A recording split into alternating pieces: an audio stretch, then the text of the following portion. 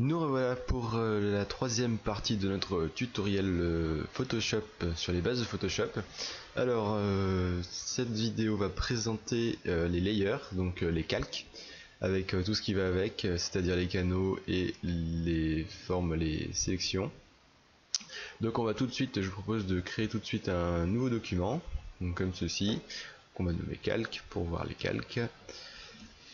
Donc, quand vous créez votre premier document, vous arrivez donc sur votre interface avec votre projet et vous remarquerez toujours, pour ceux qui ne connaissent pas le système de calque, que vous avez toujours ce premier calque qui s'affiche ici, donc ici le panneau calque. Ce premier calque qui s'appellera le background avec un petit cadenas. Alors le truc sur le petit cadenas, c'est que quand on commence notre projet, Photoshop part en défaut sur un projet avec une seule image où on va dessiner que sur un calque, et donc du coup ça va nous poser pas mal de problèmes. Donc moi je vous conseille de prendre l'habitude toujours de quand vous créez votre premier projet, de supprimer ce calque ou au moins de l'utiliser sans contrainte. Donc ce qu'on va faire, c'est qu'à chaque fois qu'on va faire notre premier projet, on va double-cliquer sur ce calque-ci, comme ceci, et juste faire OK. Alors vous pouvez le renommer si vous voulez, on peut l'appeler je sais pas, fond, si on veut garder le fond en blanc, on peut choisir la couleur, soit on va colorer ici, soit on va le laisser transparent, on va laisser comme il est, hein. Voilà, donc on fait OK, et du coup là ici on récupère notre calque comme un calque normal sans cadenas. Alors on peut aussi le décadenasser, hein, mais ce sera plus simple de faire comme ça. Et maintenant on peut faire ce qu'on veut avec celui-ci, c'est-à-dire qu'on va pouvoir ajouter des calques, on va pouvoir le supprimer, le modifier, etc. Donc toujours prendre cette habitude, double-clic, et on fait au moins double-clic entrée. Donc de là, on a notre composition qui est opérationnelle, on va pouvoir l'utiliser maintenant avec des calques, on va pouvoir traiter les calques. Donc qu'est-ce qu'un calque ? Les calques, vous imaginez que c'est comme une feuille de calque, on va partir comme si ici on avait notre feuille de papier blanche sur laquelle on va pouvoir dessiner, mais le mieux c'est quand même d'utiliser différents calques transparents pour pouvoir faire des additions. Et donc du coup, avec cette feuille de papier blanche, on va pouvoir ajouter en superposition d'autres feuilles avec d'autres images, comme des feuilles de calque, pour pouvoir obtenir une composition avec plusieurs épaisseurs. Donc je vous explique en image. Si par exemple j'utilise, on va dire que ça c'est ma feuille blanche, on va donner une couleur pour mieux voir. Donc ici on va dire mon vert, hop, voilà. Donc j'ai une feuille verte à présent, on a toujours la petite aperçu. Je vais venir ici, sur le petit bouton. On trouve aussi la même chose dans les layers et new. On peut créer un layer, un fond, etc. On va venir donc ici pour créer le petit calque, hop. Et du coup ici on ajoute au-dessus comme une feuille de papier calque. Donc on va pouvoir dessiner au-dessus et tout ce qu'on va mettre sur ce calque-ci va venir en superposition avec le vert. Donc il faut toujours bien vérifier que notre sélection est bien faite. Si on veut faire un effet sur le calque vert, on le met ici. Si on veut faire un effet sur le nouveau calque, on va le mettre là. Pour renommer, on double-clique sur le nom. Donc là on va mettre, je sais pas, carré rouge, voilà, on va mettre un carré rouge pour bien voir l'effet. Donc on va venir chercher notre outil. Au passage, si vous voulez voir les explications sur les différents outils, c'est la vidéo numéro 2. Donc rectangle, on va venir remplir le rectangle rouge, hop, voilà. Je vais faire mon carré rouge. Et donc du coup voilà, on a un nouveau calque qu'on vient de tracer avec notre effet. Donc ce qui va être pratique, c'est qu'ici, si on veut plus de carré rouge, au lieu de repeindre en vert par dessus parce qu'on n'aura qu'une seule image, on va pouvoir supprimer, on va pouvoir faire ce qu'on veut avec cet effet là. Donc on va pouvoir le décocher. Ici les petits yeux permettent d'afficher ou de ne pas afficher le calque.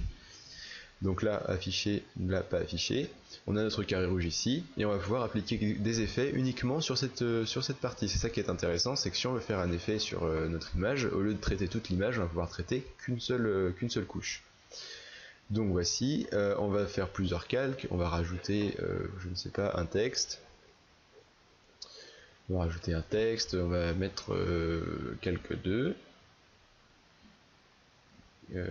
Calque 2, je ne sais pas écrire.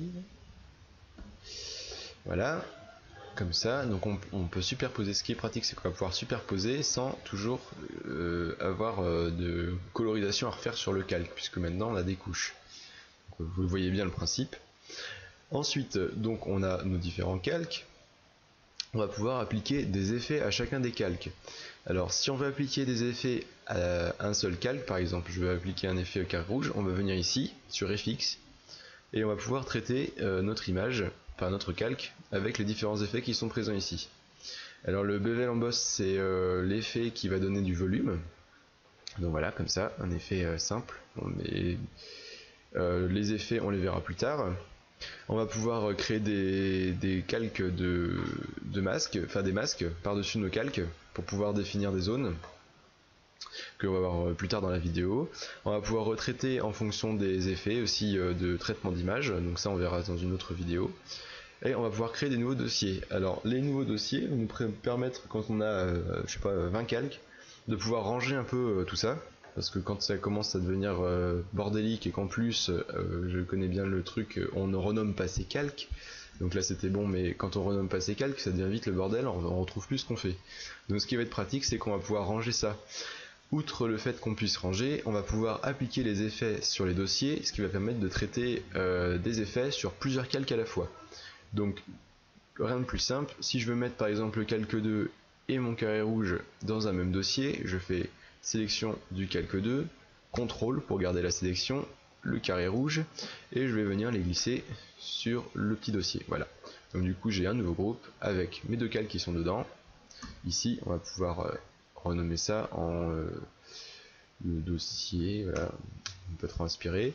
Donc on a tous nos calques qui sont ici. Ce qui va être pratique, c'est que ici par exemple, si on a une composition avec, je sais pas, un dessin ici, un dessin ici, un dessin ici qui se compose de 5 calques, un dessin ici qui se compose de 8, on va pouvoir cacher tout d'un coup les 5 calques qui vont être là, voilà, comme ça, hop, et on va pouvoir traiter toute la même image ensemble. Donc pareil, les effets, on va pouvoir appliquer des effets sur tout le dossier. Donc voilà l'organisation des calques. Donc moi je vais revenir en arrière pour vous montrer autre chose. Hop. On va parler maintenant des modes de fusion. Alors les modes de fusion, qu'est-ce que c'est? C'est la façon dont on va appliquer entre chaque calque la superposition. Là on est par défaut en normal, donc ça veut dire que mes feuilles, c'est comme si pour reprendre le concept de la feuille de papier calque, on a notre fond en vert et on va superposer la feuille de calque avec le carré rouge tout simplement. Alors après on peut avoir d'autres effets, donc ils sont ici. Donc par exemple pour les modes d'incrustation, etc., ça va être très pratique. Si on a une image qui est prise sur un fond noir par exemple, on va pouvoir utiliser ces différents effets pour pouvoir superposer et donner l'effet qu'on veut, par exemple récupérer une transparence ou récupérer une couleur, renforcer, etc. Donc ça c'est à vous de tester, hein, vous pourrez voir comment ça fonctionne. Donc multiplier, il va utiliser les noirs, il va multiplier la couleur par celle de dessous, donc là évidemment ça donne un résultat plus foncé. Toutes celles-là, on va voir les plus simples, le screen, donc écran, qui va donc faire comme un système d'addition. L'overlay qui va être comme une superposition vidéo. Ça va être utilisé aussi par exemple si on a un calque qui a un fond uni. Donc voilà. Tous les différents effets de traitement de la lumière ici. Pareil ici pour les traitements de couleurs, et puis après on va avoir d'autres trucs qui sont moins utilisés, luminosité, couleur, saturation, etc. Donc ça va dépendre de ce que vous avez à faire, vous verrez, vous essaierez. Donc c'est toujours le système qui sera le principal, sera toujours normal. Voilà. Donc ce qu'on a ici s'applique à ce qu'on a ici en superposition simple. Après, donc petites options en plus, on a ici, donc si on veut bloquer ce calque, on peut le bloquer ici, de façon à ne plus pouvoir le retoucher. On va pouvoir le cacher, donc ce que je vous ai montré, et on va pouvoir gérer son opacité, parce qu'on peut faire comme si le feuille de calque était plus ou moins opaque. Donc tout simplement, on vient chercher, toujours sélectionner le calque qu'on traite, hein, toujours, et on peut soit choisir ici, voilà, l'opacité, soit régler en cliquant et en glissant sur le bouton opacity. Donc voilà, on a fait le tour pour ça. Par exemple, je vais vous montrer un petit truc en plus. On peut traiter une forme, par exemple là on avait fait un carré, on va pouvoir traiter une forme pour que les effets ou le calque ne soient apparents que dans une zone qu'on a sélectionnée à la plume. Alors la plume, on l'a vu dans la rubrique d'outils, qui permet de faire des formes simples et précises, détourage, etc. Donc par exemple moi je veux pas de carré, par contre je ne peux pas partir autre qu'avec un format carré, donc je fais mon carré. et je vais dessiner ma forme dessus. Alors tout simple, voilà. Non, alors par contre c'est pas ça, il faudra bien faire gaffe à ne pas se mettre en passe. Hop. Bah si c'est bon. Si je dis des bêtises, je vais faire sur un nouveau layer, c'est plus simple. Donc je fais ma forme. Par exemple je veux une forme, je sais pas, on va faire un logo, voilà, comme ça, avec une espèce de flaque. Et là on va pouvoir donc faire l'introduction sur la suite de ce tuto qui va être les formes, les passes, les tracés. Donc il va se trouver ici. Donc les passes, voilà, je viens de tracer ma forme et ma forme elle se retrouve ici. Alors premier réflexe à bien garder toujours, c'est que quand on a fait une forme, on va ici et on la renomme. Parce que si on fait une forme et qu'on la renomme pas, si on en trace une deuxième à la suite, la première on la perd. Alors qu'ici, maintenant si je retrace une forme, elle va s'ajouter ici, on aura plusieurs formes. Donc toujours bien renommer la forme. Donc l'utilisation du pass, enfin du tracé en français, permet d'avoir une forme définie sur laquelle on va pouvoir traiter la sélection. Alors ce qu'on va faire, c'est qu'on va venir au-dessus de la petite image, on va faire CTRL, notre curseur se transforme et on va faire un clic. Voilà.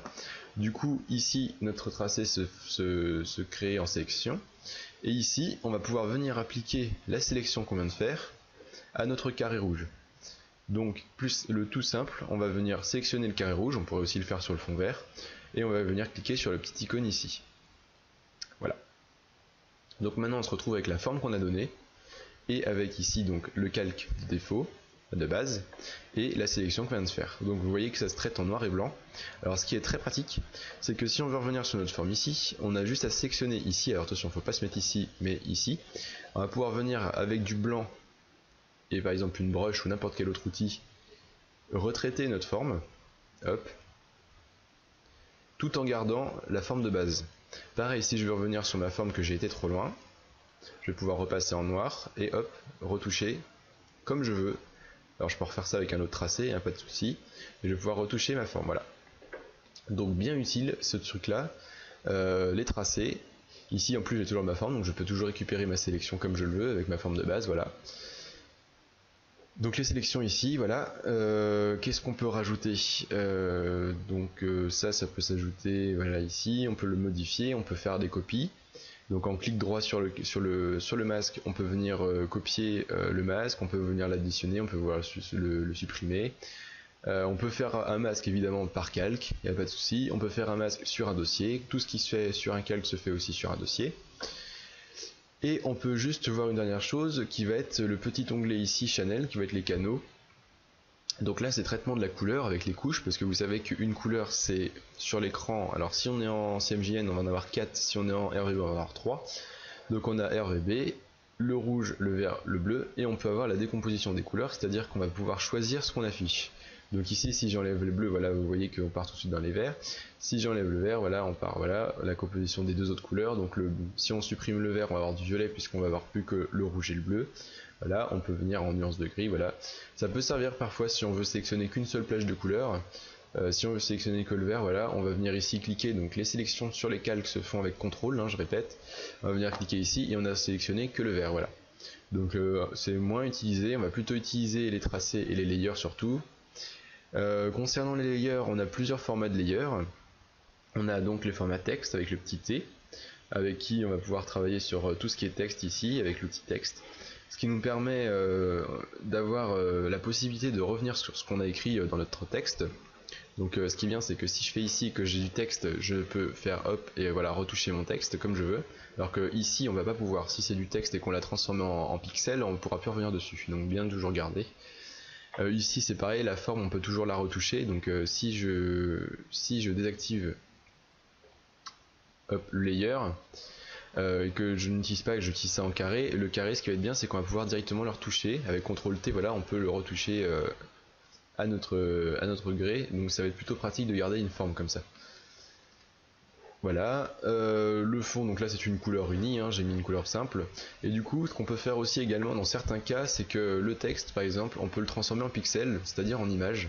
On va pouvoir venir ici cliquer sur Rasterize Type, alors ça va être pixeliser l'image je crois en français, et du coup ici on se retrouve voilà, avec de l'image. Donc ici ça n'a pas grand intérêt parce qu'il vaut mieux pouvoir garder la modification possible en texte, mais des fois ça peut être utile, donc c'est ici.